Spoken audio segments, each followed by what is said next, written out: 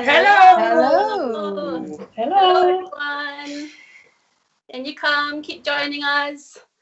Lovely to see you all. What's all this, Leah? Come on, we're dragging everyone in. Come through the screen. Hi, everyone. Welcome to this week's Sunday Sofa. It is a beautiful day here in Portsmouth. We hope it's really sunny where you are as well. Let us know where you're coming in from. So we have got a very special guest for you all today that Polly is going to introduce in a second, and a really interesting topic as well that I'm very interested in. So I'm going to be as much of a guest today as you all are. So my name is Leah, psychic medium, tarot reader, Reiki healer and skin specialist. Over to you, Jane. Hello, I am Jane Morton. I am a psychic counsellor, Rahani healer, tarot reader, medium, everything thrown in. Holistic therapist. Yeah, holistic therapist. Yeah, that's me. And hello, everybody. My name is Polly Harnett, and I am a spiritual medium, tarot card reader, animal healer, communicator, trance medium, and healer. And I'd like to introduce you all to the lovely Sarah Jane Lewis. Hello. Thank you very much for having me on the show. My name is Sarah Jane Lewis, and I'm a holistic energy practitioner. I help women that suffer from low confidence, low self-worth, to build them up, to build up that confidence, to find their spark for life again, to live in passion and happiness. And I do that by creating uplifting communities, online virtual courses, so through using my skills as a life coach, a Reiki master, meditation and breathwork teacher, with added nutrition and fitnessing, because it's all about energy. Wow, so truly mind, body and spirit. We think we all need to go to Sarah Jane. I think after this all these lockdowns, etc. So yeah, today we're going to be talking about releasing our blockages through therapy. Okay, so everybody on board here today is a therapist of some way, shape and form. Okay, we all do lots of different sorts of energy works, and there's lots of other different energy works out there. So please, everybody out there, if you feel like you've been helped specifically by a some sort of therapist, let us know a little bit about your story. Okay, it'd be really nice for you to interact. The more you interact, the more likely you are to have a card pulled for you, and so you do have to work for your cards on this show. Okay, so let us know your experiences. It might be also that you feel like you're sort of in a real rut at the moment, or have lost your confidence. I don't know about you ladies, but I do feel like there has been abundance of people coming forward recently, especially within readings at the moment, who really feel like they've actually done a lot of work on themselves, or let go of things, let go of relationships, let go of, or want to let go of things or habits, or the past even. And I don't know about you guys, but I think there's been a real abundance at the moment of people needing help. Definitely. I think lockdown showed that as well, that people don't know what route that they want to go down. So definitely a lot of people are having a lot of changes at the moment as well. Shall we do some hellos? Yeah, let's do some hellos. Trouble there, Leah. So everyone at home as well, we are streaming through 2 channels. So we're on Facebook and we're on YouTube. So if you can't see the comments coming up, it's because it's from another stream. So we're going to read out as much as possible. Okay, so there's our lovely Stacia. Afternoon, Stace. Good afternoon, Alison Barton.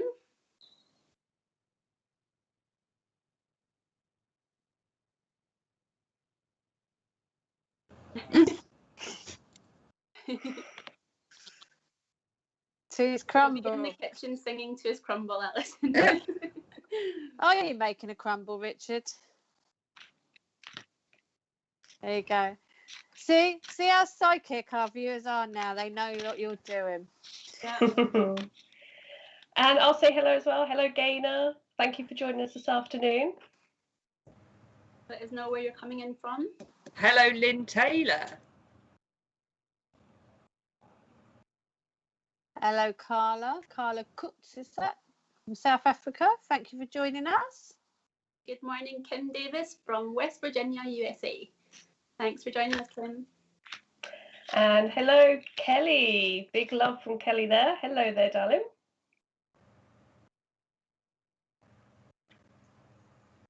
Oh, it's me. Polly. Hello. Hello, Dominique. Hello, Dominic Smith.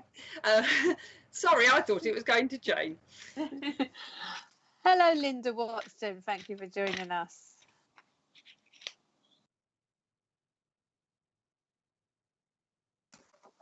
Hi, Debbie Westwood. Thanks for joining us. And hello, Sally. Hello, thank you for coming this afternoon and watching us. Hello, Loretta Rose. Oh, that's a lovely name. It isn't it? Hello, hello, lovely Christine Davis. Hi, Christine. Hi, Natasha Singh. Hello, thanks for joining us. And Donna, hello from North Carolina. It's 9 a.m. there. I love it when people come in from all over the world. It's amazing. So hello, Angie Lynch from Ireland. I really want to go to Ireland. Mm. Hi, Joanne Lewis. Thanks for joining us. Hi, Craig Lee Flora from Canada. Wow, thanks for joining us. Well, and hello, Benji. Girls, I hope you're not just gossip. You're not just gossip, not blaggers. Girls, I hope you're doing gossip, not blaggers. Oh. Okay. I see. Hello, Tracy Jane Dolphin. Lovely, Tracy.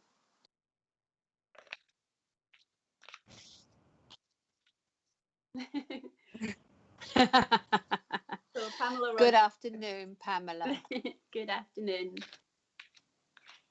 So everyone that's just joining us, we are going to be talking about releasing blocks today. So releasing blocks through therapy. And this is Sarah Jane. This is Tracy, my best friend. She says, SJ has helped boost my self-esteem and given me guidance for future goals to better my life. I'm such a better place because of Sarah Jane. Oh. Love you. Lovely review. We do love a success story. Donna Nova, I'd like people to know that there are dozens of kinds of traditional therapies and newer spiritual holistic therapies. So if one kind doesn't suit you, try others. There's something for everyone. That's totally right. There is so many things out there. And just because somebody goes to one person and has a success story, it doesn't mean it's for you, does it, at the end of the day? Just going back from my own story, for example, I think it was about 8 years ago now, I felt this real need to let a few things go. Okay, we all have them. We've all got beef at the end of the day, haven't we? And I've tried numerous things. I mean, I've tried over the years, I've tried numerous things. Obviously things like Reiki healing, Rahani healing, and then ended up doing them myself and becoming a therapist in that way, for example. I actually tried, it was about 7-8 years ago. It was called the Thrive program. And actually the person that does it now doesn't do it now. They do something completely different, but at the time, and it wouldn't be for everybody, but it really did help me. And what it was is like helping me understand like behavior patterns, for example.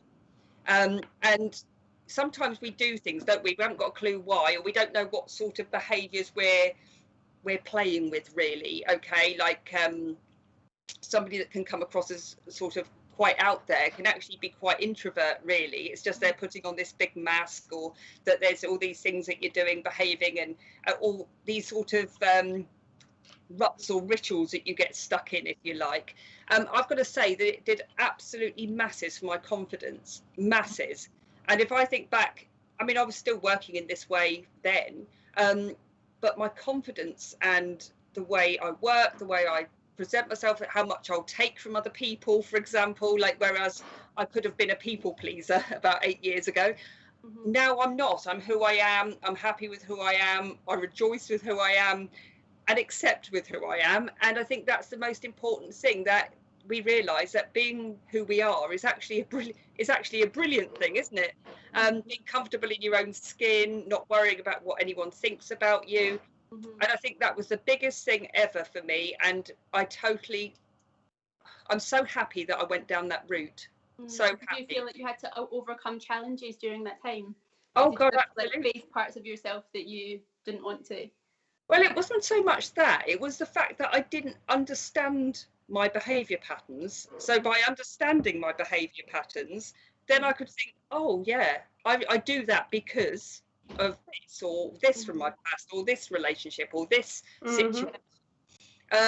You know, we do things and we just sort of have been so conditioned by other people that we just don't realise the impact it's had on us, especially like in later life.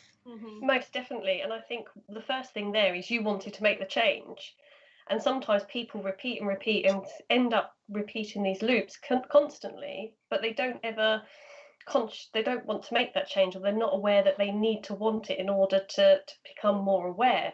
And you said you went through that process. You became more aware of those patterns, things that triggered you, like how you attracted certain people into your life, how you attracted certain situations. And then you can start to unravel and unpick and identify, like, right, okay, this is happening again, I need to stop. How do I stop this? And therapy is definitely, whatever route you choose, is a great way to start to see it from a perception, should I say, because we get caught up in the way that we see the world through our eyes, not until you sit with somebody and they go, oh, okay, why do you do that? What does that bring up to you? What was the first time that happened? What was the situation? Because our brains get very conditioned, like you said, into mini programs. We're like computers essentially, and certain things trigger us, and then it puts into motion the actions and responses and the emotions that happen following that. So awareness is definitely the first part. Yeah. And just before we read Angie Lynch's comment on Facebook, Sarah Jane, I'm just wondering, how did you actually get into doing all this? Did you have therapy yourself and then decide that you wanted to follow this path? Definitely. Similar to Polly, really, is that I went through quite a traumatic experience in my life, kind of went through a divorce and had counselling. But the one thing that I didn't like about counselling is that you have to go through and talk about everything. Sometimes you don't want to, and then it sits with you. Yes, it's good to talk, and yes, it's good to kind of release it verbally, but sometimes it stays with you, that emotion, that feeling, and you don't really know what to do with it. And then you keep repeating it, you keep going through, certain things trigger you off, especially with your thoughts. Things happen, and you don't actually learn how to manage that. And what I did, I learnt Kalindi Reiki, I learnt about life coaching, learnt about nutrition and fitness, and it's understanding that there's a lot you can do yourself. There's a lot if you want to make that change. I've been down the route of antidepressants and lying in bed and not wanting to get out and deal with the day. And yes, they are a solution, but they're very a short-term solution. They kind of numb the intensity of what you're going through. It doesn't really fix, or it doesn't really get to the underlying problems. And I think a combination of the Reiki and meditation and life coaching has definitely helped me become more aware and lift me out of that cycle. That's the best way I can put it, really, and see myself as myself, like you said, quirky, a little bit weird, a little bit different, and loving that person and thinking, do you know what, I don't care what other people think. Like, yeah, we can get very caught up into being what other people want and ignoring our own true essence, what we want to do, what makes us happy. But the brilliant thing is, once you become happy and you find that, everybody benefits. Your kids benefit, your relatives benefit, your friends benefit, because you're being authentic, you're being true to yourself. Yeah, interesting. Can we go back to Angie Lynch's comment, please, Richard? So we're going over to our Facebook comments. It's about her son. Yes. So Angie is saying, any suggestions for my son? He had bacterial meningitis and has had a lot of issues as a result, behaviour being a big factor as doctors can't get the balance right. What would you recommend for that, Sarah? Me, firstly, I guess, is to understand when that happened at that point in time in his life, what was going on. Sometimes we can get very stuck in that loop of the emotions that are happening right there. Definitely, obviously, always seek doctors, GPs advice, and that's the first port of call. But look out for Reiki. Go and find a Reiki practitioner, somebody you can talk through, see where there are imbalances in the body energetically, and that would be a great first port of call. Also, something that I've come across, which I find really powerful, is grounding. So go outside, bare feet on the on the grass, walk around bare feet, definitely kind of get more connected with the earth itself. That's a very natural way of finding more balance in your body, and do it not just once. This is the thing, you can't just do it once and expect to fix. It's a consistent process. It's putting that effort in on a regular basis and creating a new way of life, maybe new practices. Yeah, I think as well, obviously looking at the condition, with obviously something like a bacterial meningitis, it might have had like an effect on either the brain or the chemicals around the brain. Just for example, I'm not saying it is because I don't know, okay, obviously without knowing the medical history. Yeah, I know it's outside, I can't do anything about that. Yeah, sorry about any banging guys in the background. It's a neighbour. I thought you had company, Polly. I thought that is one impatient spirit. No. If our dog was doing that, I'd be worried. If there was some imbalance or chemical imbalance, for example, or there had been some swelling, I mean, that could all be a contributing factor.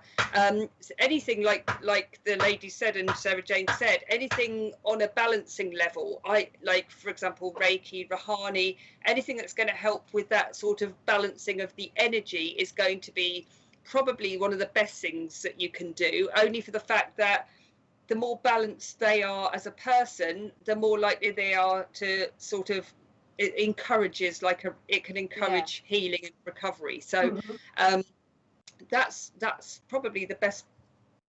What do you think, ladies? Say as well, Sarah Jane, obviously he's saying they can't get the balance right. I'm guessing that's with medication. They're giving him medication for his behaviour and that, and that's another place where like yourself, nutrition could come in there. Because if his diet's not good and he's on certain medications, and we are not medical, we're not going to go down that route, but we've all practiced some kind of holistic health therapy, that diet with that medication is probably not helping, despite that they're giving it to him. So, there are natural holistic alternatives to try, as well as a form of medication to try and get that. And also, I'm just getting this feel of his age that he was around his teens. That's an awkward time, and it could have affected him emotionally. So his behaviour's coming from emotional damage. It's not necessarily physical as well. It could be emotionally. It's scarred him, and he's trying to cope with that. If he was unwell for some time, he's trying to cope with trying to be a normal teenager and dealing with teenage things. I am getting a feeling he's a teenager with that. So to come back and say he's 30, but no, I do feel he's a teenager. So we'll still have to know he's a teenager. Explore gut bacteria. So try, and simple things you can do is increase your gut bacteria with mini capsules that have got billions of the right bacteria to help make that environment in your stomach a lot better place, so you can digest food properly and get the most out of nutrition, get the most out of food, and try and incorporate colours. So very colourful food. I know kids can be a little bit tricky with things like that, but as much as you can, try and get vegetables into their diet. She says the kids are avid pasta and baked bean eaters, but yeah, do what you can for sure. But gut bacteria is definitely a good place to start as well. And I just pulled two cards here for you, Angie. The first one is heighten vitality. So I was specifically thinking of your son when I was pulling these. So heighten your vitality. And I think with all those colours and everything, that really just encompasses everything that everyone spoke about. I think you're going to have to look at mind, body and spirit, really. And I do feel that your son is quite, spends a lot of time in his bedroom and maybe alone, not with a lot of other people, maybe just playing on the PlayStation or whatever. And I feel just getting him into more of a routine. So literally getting him up at a certain time in the morning, having a decent breakfast, going out for some exercise. I do hope he's not 45. But still, it would still make sense, though, wouldn't it? Still make sense. But, Richard, Angie's put a comment up to that, actually. Too much meds-free ADHD, epilepsy, growth hormone therapy, a lot of chemicals in his body. Exactly. Wow. So a lot of chemicals in his body, and that's just not great when you're trying to deal. But, getting out into the fresh air, like you said, trying to tell a boy to go out and take his shoes and socks off when you want him to, he probably won't. But when you didn't want him to, he was probably always doing it. But it's just that awkward balance, isn't it? Trying to you've got to sort of get round them to not tell them it's for their best. Try and encourage them that they actually worked it out for themselves, that it's for their best. Thanks for your fun. I think that, yeah. No. Oh, sorry. No, it's fine. It's fine. The last card here was intuition. So that was mainly for you, and you just use your intuition, so you know when something's not quite right, and you know what to do as a mum as well. So if there's something that is being kept coming up in your mind over and over again that you want to try, then just go for it and just try. I do feel that things are going to get better with you, and I think that also finding like-minded mums as well is probably going to help you with some ideas. Hope that helps. Fabulous. So who else have we got on here that is interacting? So anyone here got a story to tell or need a little bit of assistance there? Hello, Cherry Willman. Hi, Cherry. Hi, Jan. Good afternoon. Hi, Sue. Hi, Sue Lawrence. Hi, Maria Ellen Hammond from Australia. Lovely. Good morning, Lynn J. Good morning, Jade from New York. Oh, I'd love to go there. Hello, good morning, Barbara. Oh, another one from New York, Barbara. Hi, Lisa Paris. Oh, she's still in bed. It's been raining all weekend here and I'm lazy. Hi, Phyllis Glenn. Hi, Raven Girl. Hi, Richard, Polly, Leah, and Jade. Hi, Di. Hi, Gaynor Trickett from Dorset. But it's lovely down there today. Okay, so we have Lisa Paris. I live with somebody who has schizophrenia. She goes to therapy. I need to learn to not let her bad days affect me. I feed off her and it's a terrible cycle. Well, we've talked about that before, ladies, haven't we? Where other people's energy can affect our energy. Yeah. And obviously it's not their fault. They can't help having schizophrenia. But if you are an empath, as we all are here, okay, and many of you are watching, all of you probably, you know, it's like somebody's bad day, even if they haven't got a medical problem, for example, somebody's bad day, if somebody's on a downer all of the time, it can really affect our energy. Or if they're extremely high, it can be equally the same, especially if they're having sort of episodes of both, if you like. You have to make sure that you ground yourself, Lisa. Definitely, you have to make sure that you feel that you're protected as well. When we say protected, obviously this person isn't going to hurt you. You live with them, okay?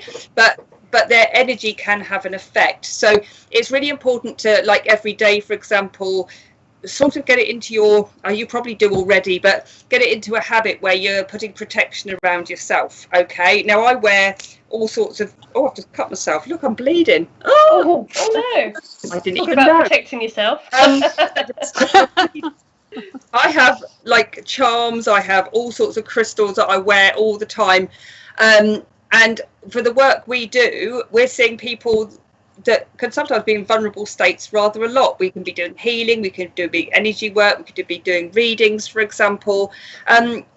Even if you're a hairdresser, you tend to be getting lots of people's issues and problems. So yeah, put the protection around yourself, learn a protection. Lisa said the negative energy really makes me sick. Yeah, put the protection around you. There's lots of things on YouTube, for example, prayers of protection. There can also be meditations that you could do that would do that. I would say in your own personal room or own personal space, make sure that is always cleansed. Okay, now you can use energy crystals to cleanse, you can use sage to cleanse, you can use bells to cleanse. And it really is important that you keep that energy as high and as clear as possible. Whack the windows open as well. Always, if you sage, open the windows, let any negative energy out. If your intention is to cleanse it, then it will be cleansed. Now, I've just pulled 2 cards for Lisa. I've got the Page of Pentacles from the Tarot deck, and I got the Tiger from the Animal deck. And both of them straight away pulled me to grounding, that Lisa needs to ground herself more.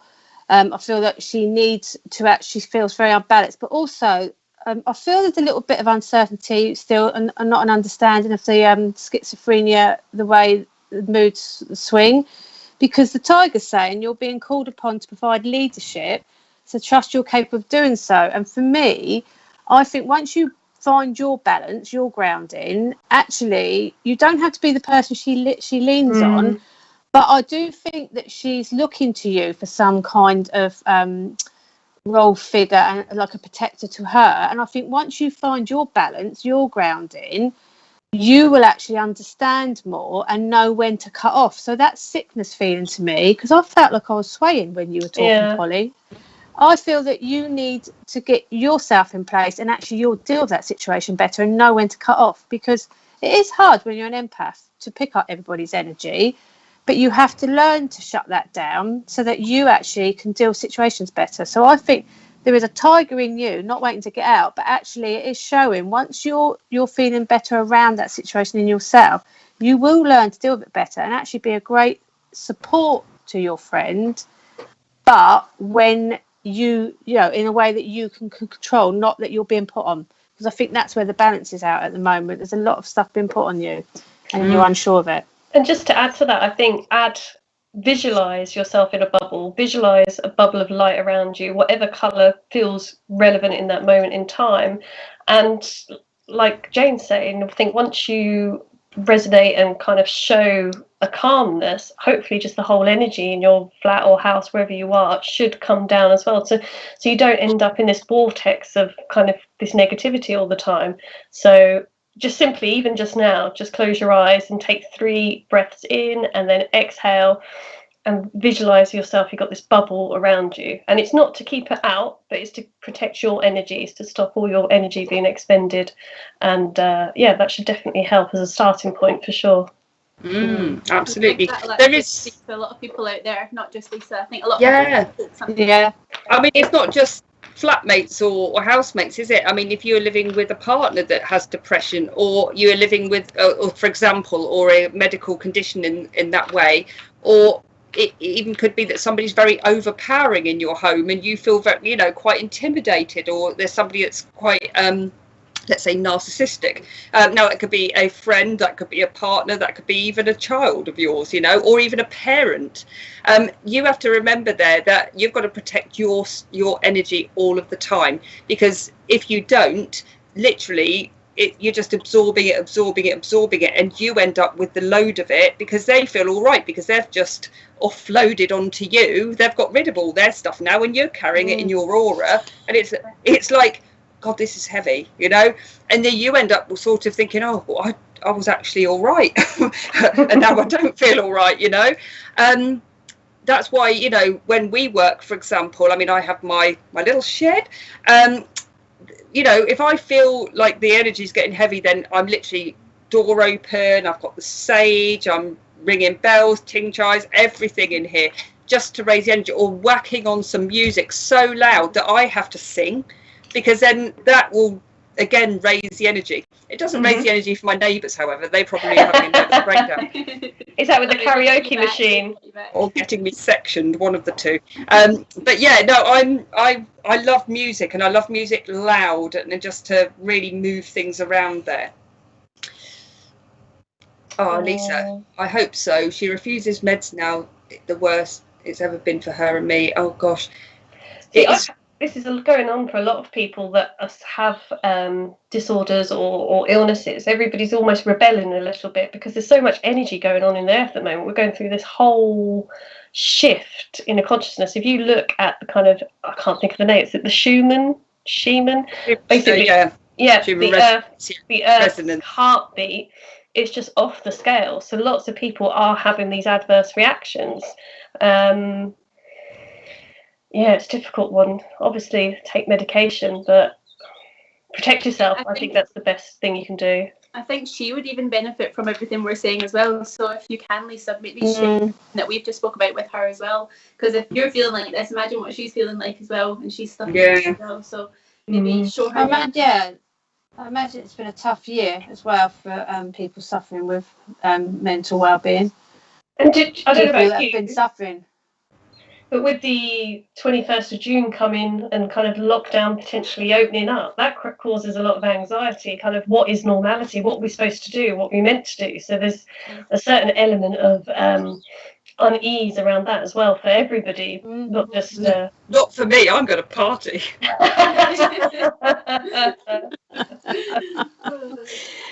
Yeah. But I understand. Have we got some more hellos, Mr. P? Oh, hello, Martin I'm terrible with pronunciation. Hi, Tyrone. Hello. Hello there. Hi, Jenny. Oh, sorry, wrong one. We've reversed it back. Yeah. Go on, Polly. Hi, Richard Taylor from South Wales. Good afternoon, all, from Julie Caswell. Hi, ladies, from Wendy Ferguson. Hi there, Di. Welcome. Thank you for watching. Hello, Pamela Roger again. Leah, what can I do for my dry skin? It's getting worse as I get older. Help, please. Hey, there we go. Oh, Pamela. Well, starting with a good moisturiser is definitely going to help. But just looking at the ingredients as well, try not to choose anything that's got too many chemicals in it. So when you buy things from the supermarkets or even Boots, to be honest, just make sure it's not got lots and lots of chemicals. Try and use something that's a bit more natural. Lots of ceramides there will help you. And even just things like the air conditioning or the heating that's on in the house, all these things are going to dry your skin out. So yeah, just try and start with a good moisturiser. Drink plenty of water. You can get some collagen drinks as well that can help with your dry skin. I hope that helps. I love it when we get something different. Yeah, why not? Good afternoon, Diane Buston. Hi, Tracy. So, Sarah Jane, I just wanted to ask you, what does a typical therapy session look like for you? Do you start it with a consultation and then go from there, or how does it work with people that are thinking about going for a session? Yes, so normally people can contact me and have a free one-to-one chat, just a nice chat over a cup of tea, and just assess kind of what do people want to achieve, see what's been going on, see those particular events in their lives that they want to move forward from. Usually it's people, they've got to a point where they don't know where to go next. They're kind of a bit lost and don't know what the next step is. And that's what we do in that first session, is just identify what is the obstacles that are blocking you. What do you actually want? What could your life look like in 12 months' time? Because as humans, we have got the power to create whatever we want. And sometimes we keep, as we talked about at the beginning, we're blocked. We don't know why we're blocked, but we keep repeating these patterns. And that's what we do through the life coaching. I do Reiki with people to help release those blockages. So after that initial one-to-one, if people want to work with me, then they can have 6 sessions or 12 sessions in order to go through that journey, that transformation. And it has to happen over a number of weeks. And drastic transformation can happen if your head's in the right place, if you've got the right mindset. I've had clients who I've done a discovery call with, 2 weeks later, they're just like, boom, just like shining. I'm doing all the things I need to do. I've done this, I'm exercising. And it's just amazing. Once you have that accountability, I think you've got somebody to talk to that's completely neutral, that's not going to judge you. They're not going to repeat anything that you say. It can be really healing just having that other person in your life to help you kind of talk through those things. I'm just actually starting a 8-week transform your life course, which will do a similar thing, but on a group setting. So you can meet like-minded people, you can go through this process of creating that identity, because that's what I did. I think, what are we now, June, about 6-7 months ago, I went through the process of writing down on a piece of paper, this is where I am and this is where I want to be. Literally from, I want to get up early and do yoga and meditation. At the time, it was just like, yeah, right, that's not going to happen. What actually happens when you set those intentions, your brain goes into a mode of trying to find ways to make that happen. So you create this focused time in order for your brain to start to be activated to make that happen for you. So it's a fantastic journey to go through, and it's changed my life absolutely, completely. I feel released and lighter and happier. Things that used to get me bogged down, just, I don't know, things that were said to you as a kid or things that happened in your lifetime, kind of something will trigger you and you go back to that moment, don't you? You feel those feelings again. But yeah, I completely cannot say how powerful Reiki and meditation is, just those two on their own. Then having coaches or people like yourself to talk to makes such a huge difference to people. Yeah. And I think even if people are okay and aren't going through things, it's still good to have these sessions, isn't it? It can always be better. Yeah, definitely. Dream big. Dream big. We can do it. You can be happy. You are allowed to be happy, people. It's good. I like happy. I like happy. I think as well, because I've had people come to me in the past when they were face to face, and they wanted a reading. But when I've sat and talked to them, because like you, Sarah Jane, sometimes I'll talk to them first and get an idea. When I've realised they don't need a reading, they've come to me as a reader because they think that's something. But actually, they've needed some form of healing or just releasing some blockages. So I've ended up suggesting the healing instead of the reading. And I think that's one of the reasons with my psychic counselling that I prefer doing that to my tarot reading, because psychic counselling is more personal, it is more involved. I do a consultation before they have it and just see what they need. And I will do a follow-up, and I send them a report of what they've had, just so we can do some sort of they can do some exercises and work with that afterwards. Because to me, it's finding out why people are repeating patterns or why people are not, tarot reading, we know they're going to come to us, they're either going to listen to us, they're not going to listen to us, and they're either going to believe it, they're not going to believe it. We know we have a lot of cynical people sit across the table from us, even when they come and want to have the reading. But with the psychic counselling, for me, that they're coming because they need to deal with something, and it usually is a trauma that's happened, and it's a repeat pattern. So there's a lot more in the therapy side and the healing side, I think, than when we're giving out our readings.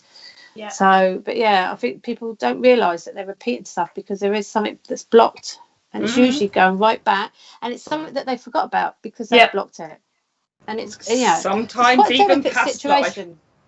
Yes, Yeah, definitely. it can be, Absolutely. but then the past life could have come back in and still done something with them, and they've not even realised that they've repeated it because they're not aware, because people are still very cynical about the past lives. But it's amazing how many people, if they, like you said, could just have that chat, release something and realise, or that one healing session and realise that they are entitled to be happy. Yeah. Other people shouldn't make them feel miserable. Other people shouldn't be dragging them down because they did something to them.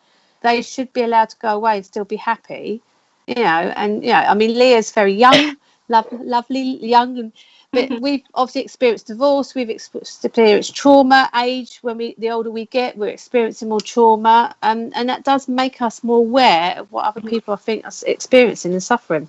Definitely. So should we read Linda Watson's comment? Hi ladies, I'm going through a bit of a difficult time and have tried counsellors, etc. I don't feel it helps long term.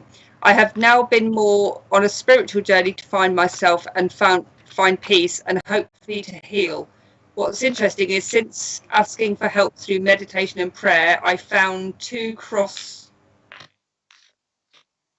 pendants in different locations within a few days. Also dreams of crosses. Also dreaming and seeing the number 69.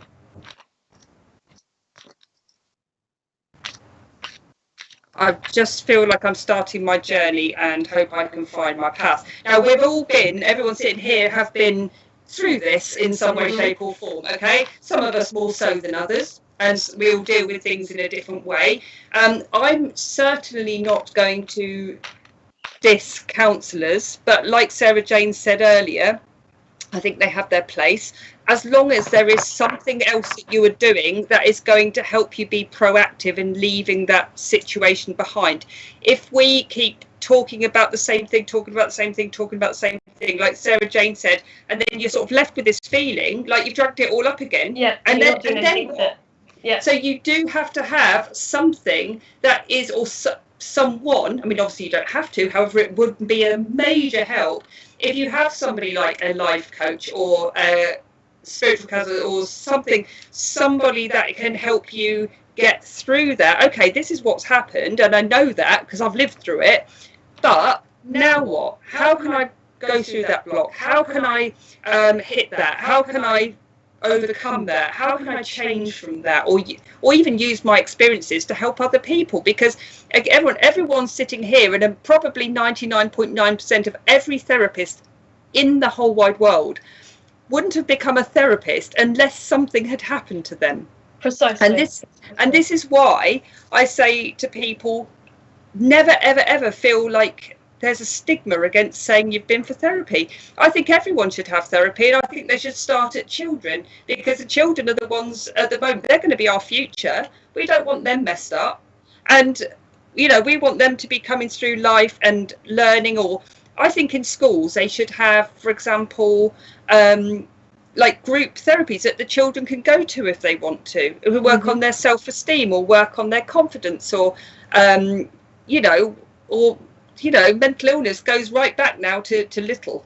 And I do think that some of the London schools do breathing exercises, like Sarah Jane. They do meditation, and they've started acknowledging that they need that time out. But I think that unfortunately goes down to funding, and obviously whatever council you're in.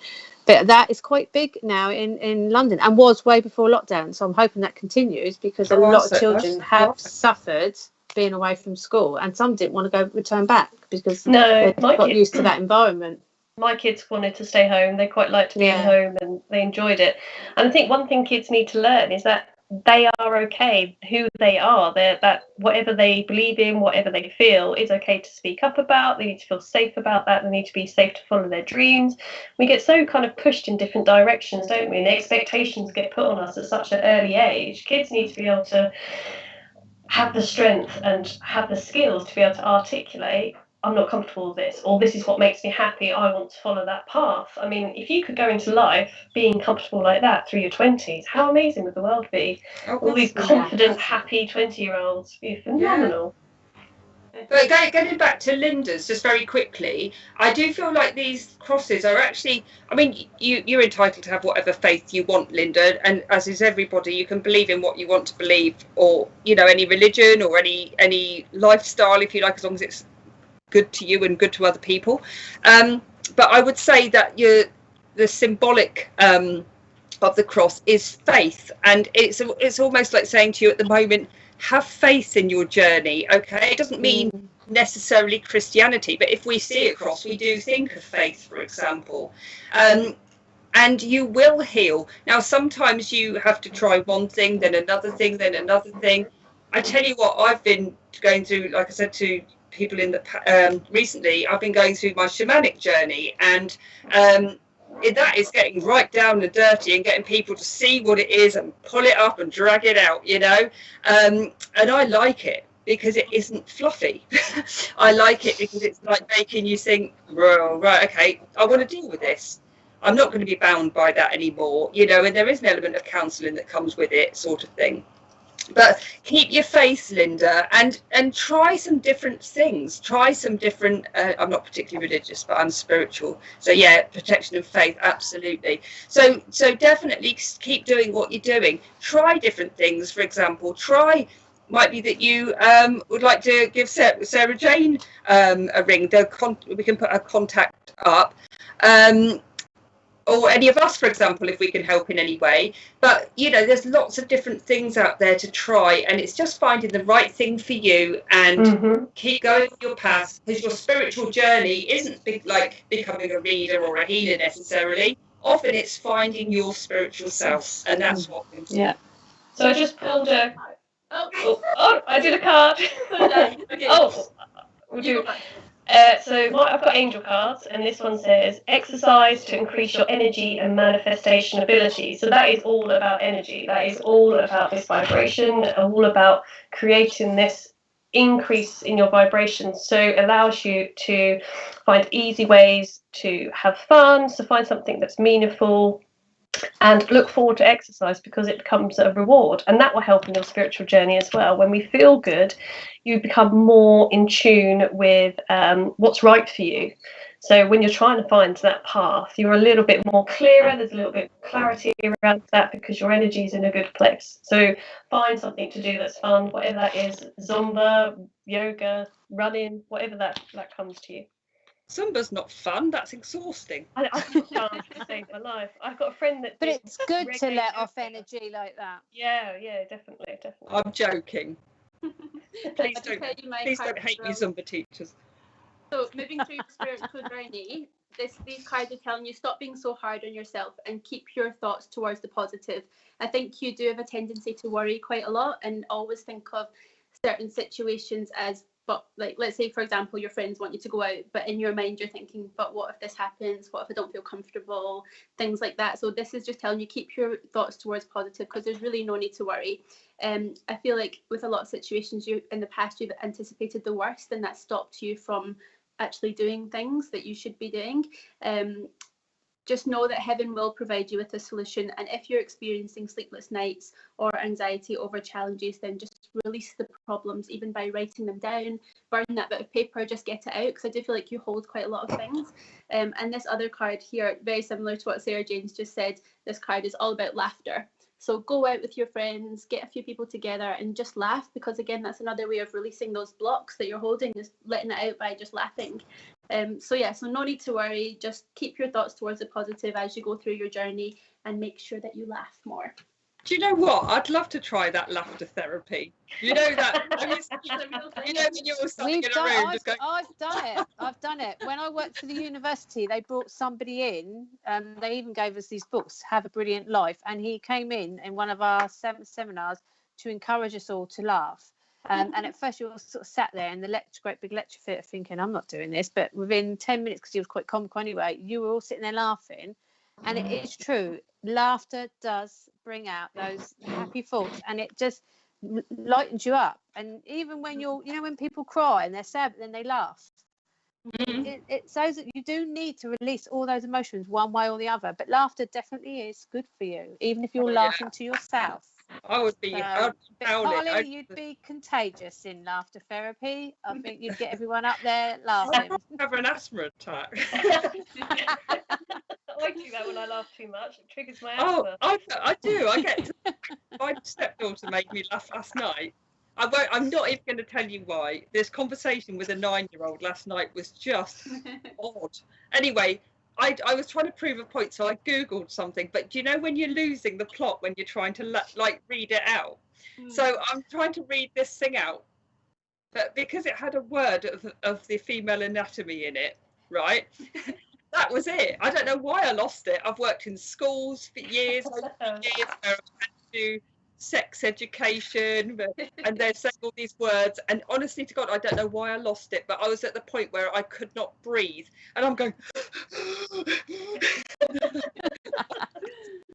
It was so funny. So anyone out there feeling down today, give yourself, go and have a good laugh. Even if no one can see it, just do it. YouTube's great for that. Go and search something silly. I love it when people get scared, like when people jump out or something silly happens, and I can sit and just laugh my head off. So yeah, YouTube's great for material to laugh at. Yeah, absolutely. So should we say there's hi Kerry Ann. Hi Bev. Hi Bev. Hi Bev. Hi Keel, how are you? Hello, Follies Aquariums. Hello. Got fish watching today. Oh, little angel fish. Nemo's looking. Nemo. Hi, Tyrone Bleakley. So Tyrone's saying, this is so helpful. I must set intentions when I wake up. This year of lockdown has lacking confidence, and drive has me procrastinating far too much. Tyrone, do it. And if you need help, you know where we are, and we've got, like I said, the lovely Sarah Jane. A good thing to do before you even open your eyes and look at your phone. One, don't look at your phone straight away, but as you're waking up, just think of all the things that you're grateful for. Say, I'm grateful for my house, I'm grateful for the food in my fridge, I'm grateful for this, and list at least 5 things. And that kind of sets your brain up for the day, so you a little bit more positive, and it becomes a really good habit to start your day with. Yeah, definitely. Dominique Smith. As a society, we don't teach children self-love. So what happens is we then have adults who don't know how to love themselves or know how to be treated. We need to build the foundations from young. Yep, exactly. Yeah, definitely. And do you know what? That's something I know from my own childhood. I'm not saying I had bad parents, but I didn't really get that feeling of I was doing well because I was the only girl out of three of us. I had my brothers. It's like I wasn't expected to do well because they were going to do it.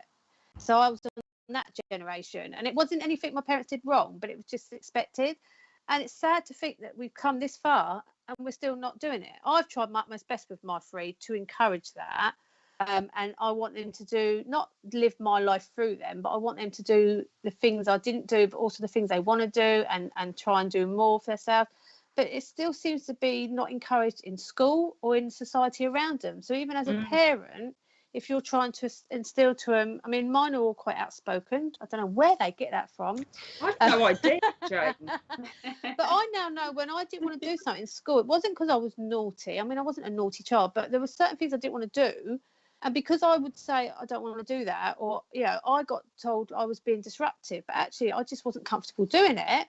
So I've always taught my children, don't be rude, but stand your ground. If my children are not happy doing something, then I don't expect them to do it. I mean, they're all grown-ups now, but I don't believe they should be made to conform just because that's expected. But this thing still going on in society where how can they be comfortable, confident people in themselves if they're constantly batting themselves against society of where they've got to sit in and conform? They should be able to be, as long as they're not rude. And I've taught all my, even bullying, I've always told them never to fight back, well, in public anyway. But I thought, how can you keep doing that when everyone else around them is trying to battle them down? And I would have hoped by now society would have made our children feel a lot more safer and self-love, but it seems to be more pressure and that social media and just the way things are going, and it's quite a shame to see that. I mean, I'm in my mid-50s and it's still going on. I mean, I think there's problems in every generation because, I mean, in my generation, and probably the same with Jane, I think you two are considerably younger than us, but we just used to go out and play, right? And we never used to think about what time you had to be in, or it was like, I don't know, you often got like a holler or come in at this time. No one knew where you were and what you're doing. I admitted to my dad, because I went to see my dad the other day, and I admitted doing something that was particularly naughty with my friends, right? I never told him, and I'm 50 years old now, right? He was horrified. Polly, when you told him. Right, he was horrified, but it wasn't that. Well, it was bad, but it wasn't that bad. But not too criminal. But I was really naughty, and I really pushed the boundaries. But I actually, had parents that would have cared if they'd have known what I was doing. I certainly would have got the wrath if they would have found out. I was hoping that I could run faster than my dad because he's 81. So I was like, is he going to tell me off? No. But yeah, I just think that as long as you've instilled really good, you've instilled good relations with your kids and good habits with your children and made them understand what's right and wrong. Obviously, we're all going to do naughty things sometimes, aren't we? But if you can go to them to talk to them if something's wrong or if there's a problem at school and things like that, that was always there. If there was ever a problem at school, my parents were always there to sort it out and everything else. But now it's like there's problems because there's a lot of parents aren't around for their children as well, and they have social to work. Social media marketing. I mean, you see adverts on TV. Everything that we see is telling us there's a problem with us. Our face isn't right, so we need this makeup, or our body's not right, so we need these tight pull-on pants so our tummy's tucked in. It's all about picking out your faults, and it makes people feel shit about themselves rather than building them up and saying you're brilliant as you are.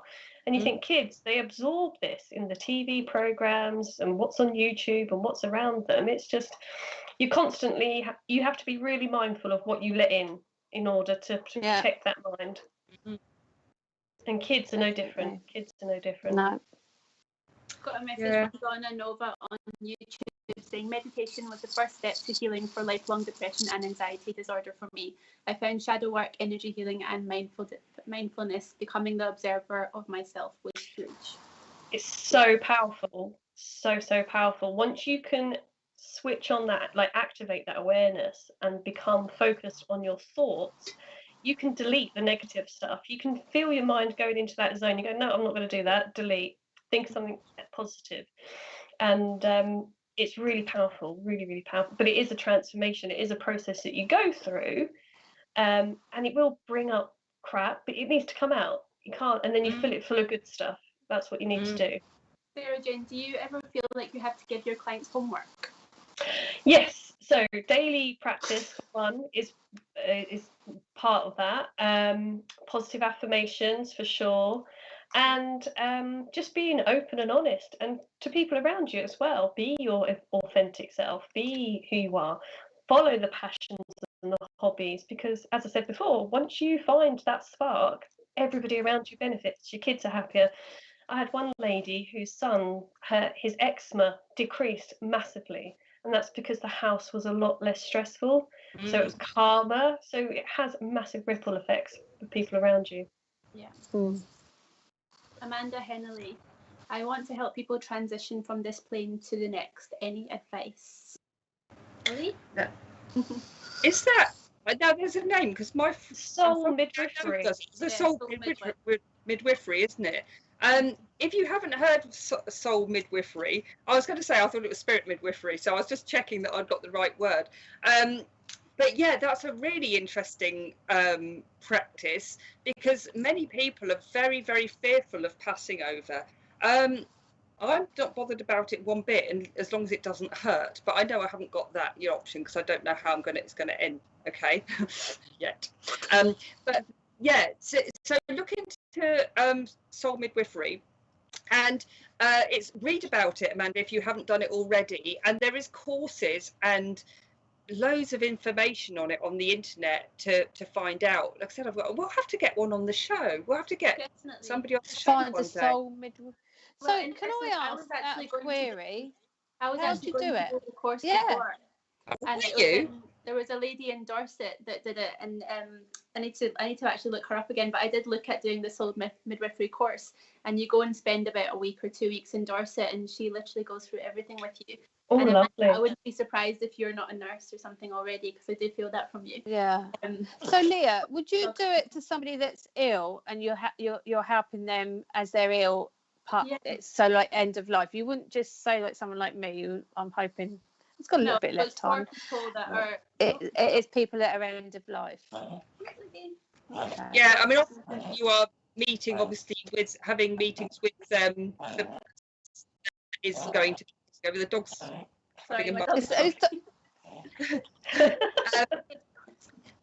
Yeah, so it would be like you'd be meeting up with obviously we would call them a client, but obviously that sounds not very nice, doesn't it, really? But the person that you'd be helping, obviously you'd be somehow on their journey, wouldn't you, Leah, to help to counsel them, to be there for them, to talk to them, to have that understanding of, or your understanding of the transition and the spiritual world. Because to a lot of people, they just family as well. I think it's the family that hire you to come in and basically be there with everyone, and just be the person that tells everyone what to do, and helping that person pass over. Oh, Amanda, I'm training to be a nurse, months away from qualifying, and want to go into end of life. That is amazing. You. Yeah, I can definitely feel that for you, Amanda. Oh, I've just pulled you a card. Look at you, Amanda, eh? Right, you've got the golden retriever dog. Okay, now this card says contentment comes from knowing that your finances are secure and your family's material needs are taken care of. It's important to honour traditions and have pride in your heritage and the accomplishments of your ancestors. Now the 10 of autumn is actually like the 10 of Pentacles, I feel, in the normal tarot. This is showing that there is a huge contentment. It's like I wouldn't be surprised if somebody had been a nurse actually previously, or in the family there as well, or being from a caring sort of community or nature there as well. Now I do feel like literally these dogs aren't just your family though. Okay, I do feel like there's going to be something that does end up not just in a hospital, for example. I do keep seeing that there could be very much some work in the community coming for you, Amanda, and that actually you might try both. Okay, there could be a very high chance you're trying both, or going to other places, for example, like maybe nursing homes. And I do feel like you're going to enjoy that bit. You're surprisingly going to enjoy the more community feel rather than just being stuck in one place. Okay, so do try, or when you get the options, try both, because I really do feel like you're going to go to the way that you weren't expecting to like more, to be honest. This brings like security, contentment, and I really do feel like you're going to really do well. I hope that helps, Amanda. No, I see that going really well for you, Amanda. Mm. Alison Barton, I'm not scared about dying. I have warned everyone that I'll be back to jump out of the cupboards, and I'll be sitting in the back of the cars at night. Oh, dear. Fine, Alison. Even though I do this, I don't really want, just some, you just pop up behind me or in my mirror. You know what I mean? I'll be like, oh. See, I actually get that quite a lot. That's what I used to get a lot. I'd be driving down the motorway and I'd look in my mirror, and then I'd have to look again because I always got spirits out behind me. Oh, and wow. I had to really try, and that, I used to think, I thought they're not meant to want to harm you, but that can be quite alarming when you're not used to it in a car on the motorway. But I used to see him all the time in the car. I feel like I was towing them around everywhere. So don't make jokes about Alison, because if I die before you, I'm going to come back and definitely do that to you. Because I like picking on you. Joanne Lewis, I found releasing into the purple flame has helped me during my ascension. This was a tool that I was given from Spirit. It gave me the ability to release thoughts and emotions that didn't serve. Obviously, I've done ascension work. I've done quite a lot of ascension work. So I think that helped me in my own work. It helped me to work definitely more with Spirit and definitely more confident in what I was doing, but also releasing my own negative people and things around me. So for me, ascension is quite powerful anyway, and it's something I've worked with. I use the purple flame, purple light, purple ray, whatever you want to call it, a lot daily for my protection as well. So quite powerful when you're using it. Yeah, so for people that are wondering what the purple flame is, just look up like purple flame meditation, because I used to do that quite a lot as well, and it is quite powerful. I don't know what it is about it, but I was on the ceiling when I did that. I was literally on the ceiling. Yeah, definitely look that up, purple flame meditation. In a good way. And can we go back a comment? There was a lady that was saying about starting life again at 57. Didn't quite read it. That was Miss Singh, I think it was. Yes, is it Natasha? She was saying about starting life again at 57. I think with something like that, it can be daunting, it can be scary, but whatever age, you have to think about what's the cost of not doing that. What is the cost? So yeah, I'm having difficulty in the choice to make and to start over at the age of 57. So you've still got a whole life ahead of you. So you don't feel like that's it. I'm a certain age and my life's over. You have to think about, if I don't do this, what's that going to mean? How's that going to affect the rest of my life? What am I going to lose out on? What are the opportunities that could have come my way if I'd made that decision? So I would say go for it. I did. I made a huge decision and it kind of just happened, but it was the best thing I ever did. And just wholeheartedly put faith in the fact that if I stayed where I was going to stay, I would not have been happy. I would have died, been a very unhappy person. And I didn't want that. I wanted to be happy, whatever that meant. And I just had to make that first step forward, and it just unraveled and unfolded. So it can be traumatic and it can be uncomfortable, but sometimes you need to go through that in order to then experience that release, to feel that happiness. So yeah, I'd love to know what's going on. I think people, sorry, Leah. I just think people sometimes when they're in that age bracket, if they've gone through a separation or a breakup, they start to feel that it's that stigma of 50, midlife crisis. But actually, 50s now is not like it used to be. That we are more like 30-year-olds. I'm more like 18 in my head, body of an 80-year-old. But I think it's stigma. But we are so different to different generations now. I mean, I'm coming not shy of 55 in a few months, and I've been on my own for a few years, and it suits me now to be my own person. And actually, I'm doing things now for me because my children are grown up, and not for other people. So there's nothing to be scared of or worried about because you're in your 50s, because it is such a different decade to what it used to be. And we've got to, if you are young at mind, then you can continue doing what you want to do and carry on doing it.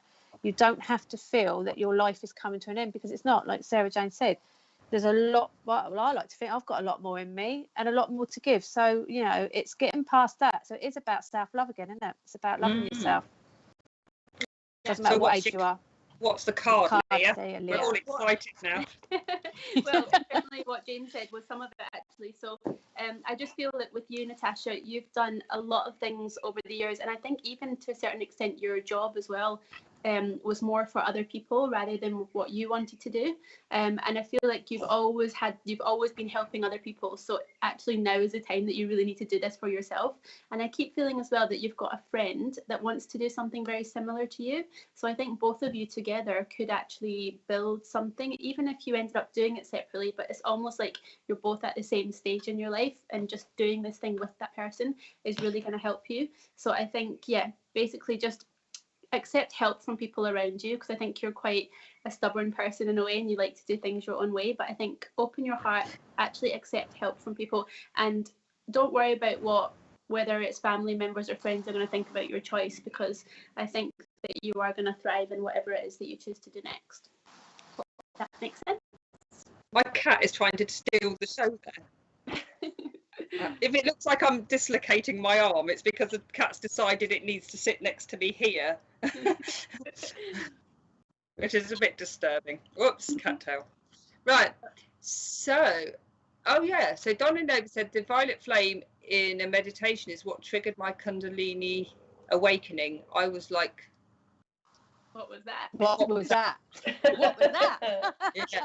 I think we were all, what was that? I felt quite spaced the first time I used it. I was walking around. What? What's that? Or being spaced? I thought he'd gone. Kundalini awakening, Kundalini yoga. It's for everybody. It's the female energy within your body that you contain. We all have it, and even men. So it's not we're not just limited to us. It's not all about. Yeah. We're going to find Mr. P's Kundalini awakening feminine energy. Yeah. So Sarah Jane, for those people out there that are thinking about going for therapy, do they need to do anything to prepare for a therapy session? Just to come with an open heart, to have that need, that desire to want to make that change, and to realise that it takes time and consistent effort. It's not kind of what I refer to as kind of Amazon Prime next day delivery. It's we can all get into that habit of thinking next day everything's going to be fixed, but it is a process. It is a journey that you go on, and that whole process of self-discovery that's the enjoyable part, to realise that you're in control and you have that ability to do it yourself. It's just that people around you, whoever you choose to help and guide and coach you, it's just there to kind of give you that accountability. But yeah, just come with an open heart and just want to have that desire to want to make a change, even if you don't know how. Don't worry about the how at the moment, just that you've got that desire. Yeah, great. Natasha said, thank you. Yes, it makes sense, and I resonate with me and makes a lot of sense. Good. I'm glad it makes sense to you. Sarah Jane, would you like to say how people can get hold of you if they would like to? Sure. You can visit my website, which is www.sj-lewis, which is lewis.com. That's the best way. Then you can book in a free chat over a cup of tea with me and see what other things that I've got going on. And you can find me on Facebook. I have a free Facebook group called Transform Your Life. I've got about 1,700 lovely ladies in there, and I do card readings and meditations in there. So you can find me on Facebook as well. Transform Your Life. Awesome. Brilliant. Good afternoon, Sarah Pigeon. No, I was reading it weird there. Pigeon. Hi, Vicky Davey. Thank you for joining us first time. Hi, Vicky. Anna Lee Stone. I'm struggling with how to best fulfill my life's purpose. Currently trying to decide to stay in current career as a teacher or go back for my PhD in psychology. Any insight? Right. First of all, I would say go if you have got that feeling, for example, that it's something that you've unfinished, that you wanted to achieve, that you wanted to do, then do it for yourself. I would say without a doubt, we've had so much time not being able to do certain things. I would say anything that feels like a purpose, a life purpose, something you've really wanted to do, then go for it. Go for it for yourself. Okay, now you know as a teacher that psychology, for example, can lead to something like education psychologist, for example, which is an amazing job. I used to do work a lot with them when I worked with children with additional needs, and they do an incredible job. There isn't enough of them, okay? And I really would say that it could be almost that you're going down still in the education line, and also using your psychology degree in with this. I do feel like it should be related, and rather than just stay stuck, I don't think you're stuck. I think you're actually a very, very good teacher. Sorry, I've just got this grandfather figure coming down. He's smoking. I hope this makes sense. He's either a grandfather or great grandfather, but he's smoking. He's sitting there with a cigarette at the moment and a check shirt on. I hope this makes sense to you, but he's really chilled. He's really cash. It just feels like you shouldn't be just stopping at one thing. There's so much growth with you, and he keeps saying that he's really proud of you. Okay, you always wanted to make a difference. You've always been that mother figure, if you like, where you've wanted to nurture, and it really is important that you're nurturing beyond where you're nurturing now. Okay, I know that teachers do an incredible job, anyone that works with children do an incredible job, but just going that one step further, you could be almost living 2, 3, 1, and it feels really like the right time. What do you think, ladies? Exactly what I thought. I've just picked rattlesnake. And it says the experience that you're presently going through are initiation into fulfilling your purpose. It says as a healer, but I think psychology is a form of healing. Mm-hmm. But I almost feel that rattlesnake is like, is it the rattlesnake that has the thing at the end that does the? Yeah. I'm not very good with. Don't laugh, Mr. P. I feel like it's trying to break out, and it's almost in your head trying to break out. It's like you knew you should have been doing the PhD before, but you're going to use it with your teacher, your experience in teaching, so that it will be combined. And I just feel that rattlesnake feeling it's like shaking inside you, trying to get out. It's trying to break through, because it will be a form of healing. To work with children and do your psychology will be a form of healing. So it's not going to be a psychology course in working with adults or working with any of us, because we certainly need it sometimes. It's working with children. I really feel that you've probably been suppressing it, but you knew you should have been doing it. So get out there and do it. Combine the two together, because the experience that you've got already is going to be massive to help you do well in this area. And I just feel like I want to shake you, and that little end of that rattlesnake's going 10 to the dozen, like a little. So get out there and do it. And Annalise saying my grandfather was a science teacher like me. Oh, that's why he's come in. Yeah, he's come to whip you into shape. Just very, very quickly, Annalie, I wasn't going to do a card, but it's just come to me. So this card is all about organisation. Okay, so organise. I feel like your plans are on target and everything will flow really smoothly. And I actually feel that you can do both of these things. You just need to look at your finances and work it out logically if you can really afford to do both. But I think basically be open to asking for help with childcare and things like that, because I feel like you want to make sure everything's perfect and you like to look after your children and things, but just open to other ways that other people can help you so that you can do this. And I do feel like you will be able to do it, and you'll do both, and it looks pretty good, so you should go for it. I don't know if Granddad's name was Ernie or Ernest, but I'm getting him with a hearing aid in. Did he drive the fastest milk cart in the land? In the West, yeah. Ernie. No, it's like, but my ear feels throbbing, like there's either a hearing aid or some form of deafness going on in my ear.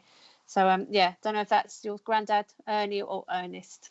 So Annalise says my idea was to work with traumatized children. Yeah. Oh. Like I was. Thank you so much. Great. We hope that everything that we've said makes sense to you, Annalise. So, has anyone else got any other questions? I don't know how much time we've got left, actually. How are we getting on, Mr. P? Okie doke. So Tracy, when on the path of developing spiritually, how do you know when you're doing things correctly? You don't. You make some big fat choices and then you go up and you go down and you go round in circles. But it's the most amazing journey of your life, because you can't find anything out about yourself unless you do make mistakes or you do acknowledge what you need to change. And the biggest thing about your spiritual life and your spiritual journey is understanding that, learning from your mistakes, learning and learning to learn from them, leave them behind, or use your experiences to help other people. It's a huge journey and it's not easy. Some bits are brilliant, some bits are quite traumatic, but you don't know. The only thing I will say to you, Tracy, is find the right people to be your mentors. Find a mentor, for example, for your own healing, to help you or assist you in your healing. Find a mentor if you are, for example, wanting to learn more about psychic work or mediumship, somebody that's going to help you grow on an individual basis rather than make you into some sort of clone. That's my biggest advice. And listen to your own intuition. If something feels good, and it means it's aligning. If something's not quite right and you're not too sure, then just take your time with it. You don't need to rush. And like Polly says, like, everybody's different. You don't need to follow the exact path that somebody else has done. So yeah, just keep going, keep experimenting, keep learning, keep reading. There's so much out there. All good. Well, there you go. She's in a development group and has a one-to-one mentor. So good girl. There you go.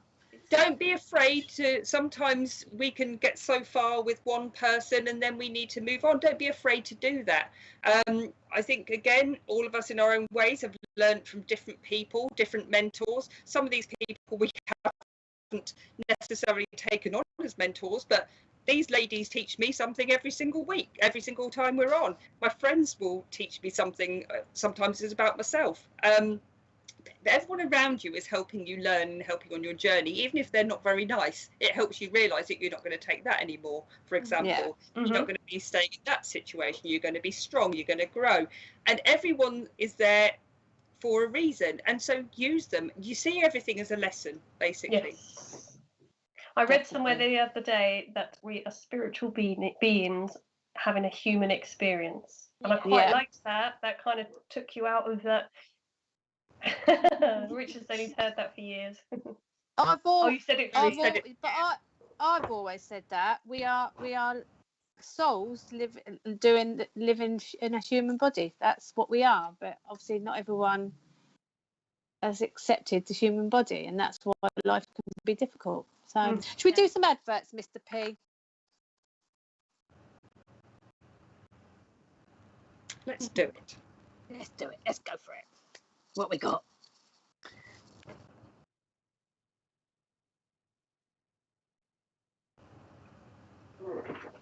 Oh, that's a nice picture. It's very flowery. So this evening we have the VIP nights, an evening of mediumship development with Marcus at 8 p.m. UK time. So, and that's on Zoom. Okay, so please join that.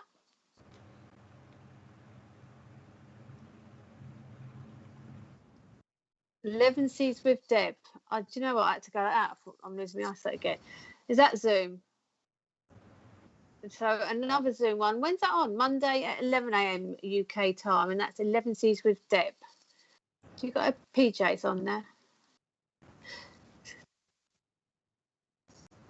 Okay, and she does free mediumship readings. So join Deb tomorrow at 11 UK time. And then we got our lovely Matt and Kirsty Grogan tomorrow night, 8 p.m. UK time, with their mediumship and oracle card readings. Is that it, Mr. P? That's all you got. All exciting stuff. All exciting stuff.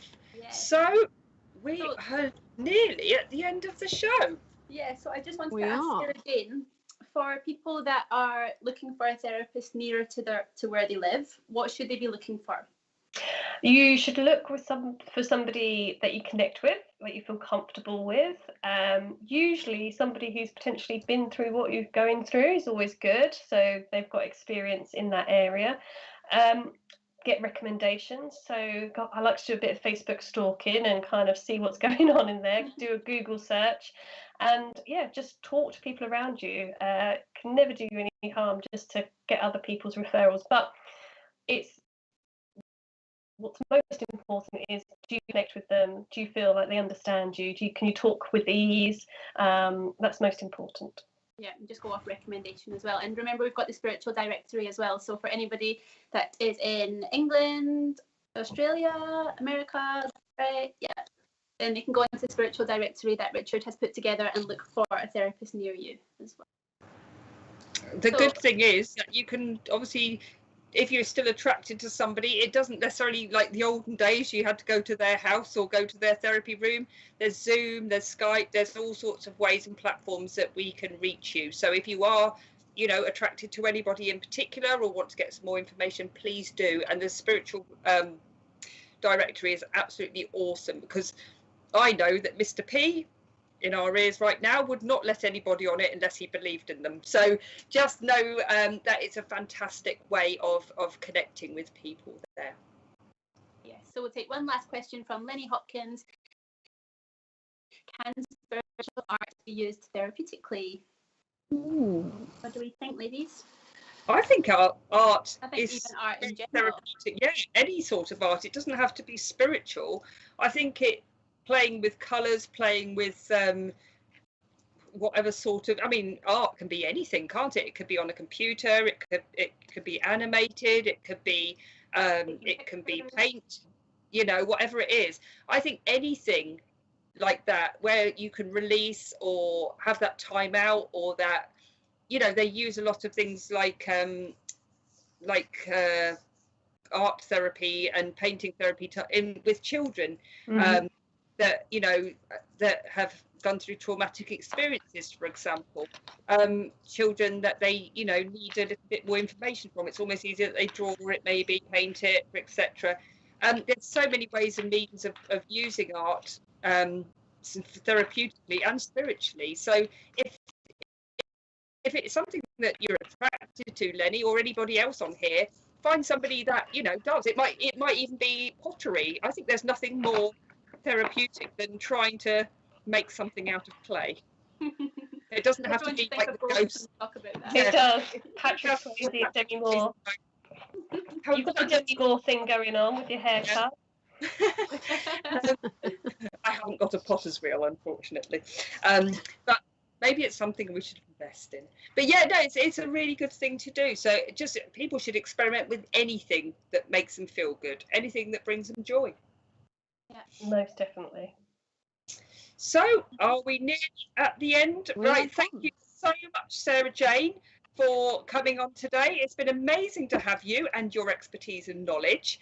And I hope that you'll come again sometime. Yes, please. Thank you. Thank you for your kindness. Thank you for having me on here. Thank you for all the questions for people logging in and asking. But yes, thank you for the experience. And yeah, I'd love to come on again if you're having me. Yeah, it was amazing. Thank you. It was, yeah. All right, so we will be back not next Sunday, but the Sunday after. As always, if there's any topics that you want to talk about, put them in the comments and we will consider talking about your topic.